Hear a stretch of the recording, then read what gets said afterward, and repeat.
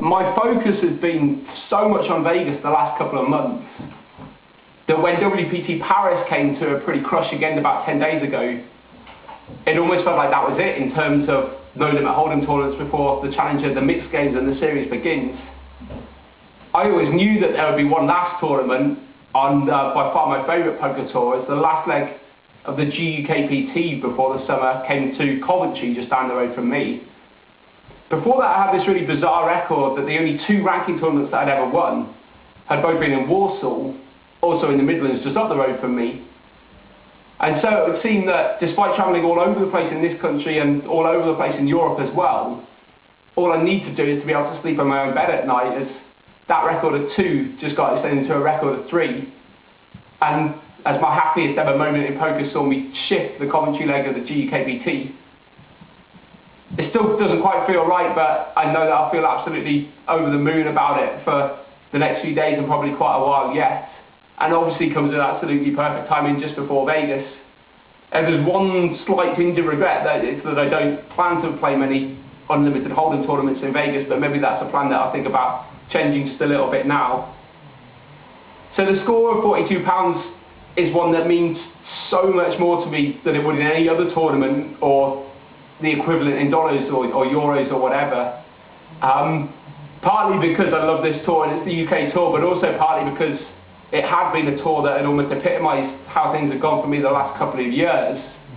There's 3 previous final tables that had all looked promising, had all come to a pretty swift end in 3 different disappointing ways. But somehow, despite finishing 8th in every single final table I get to, that never played on my mind at all in this one, as when I look back, a strange momentum seemed to carry me through. I guess I experienced how it feels to win one of these things and how you need to run to win one of these things, or at least how I need to anyway. And when I look back, not only did I do things like look down at an ace and an ace far more times than you should in a 3-day tournament, but things also happen with pretty perfect timing in every single way. One of the moments that will stand out is when we knocked out the 5th place player. After half an hour where I'd had a perfect chip situation where I was pretty big and I had 4 people who were all almost exactly even stacked and all eyeing a pretty steep payout ladder. And so for a while I was able to raise almost every pot and get away with it, but just at that moment when I felt that a couple of people were ready to stand up to it, I looked down at 2 kings, saw a queen high flop and found a man with king queen and obviously with no chance of getting away from it. That's a hand that would be pretty lucky at any time, but given the time of when it came, it was ridiculously lucky. And there were other moments like that as well. And so we emerged with a heads up against a guy called Danny Toffel, who's a really great and friendly guy, where even at the start I had what seemed like a ridiculous chip lead. But I always think in poker, when someone has, I think, a 6-1 chip lead, like I had, it's kind of quoted that, oh, the other guy would need an absolute miracle for this to win this, but that's really, really not the case. And so it was the one time of the tournament where I really didn't play well at all, and experienced just a tiny, tiny insight into what it must be like to, say, a sportsman who's 1 point away from winning Wimbledon on the last hole of the Golf Masters or whatever. I almost felt like climbing up a little bit, but lucky enough just about got over the finishing line.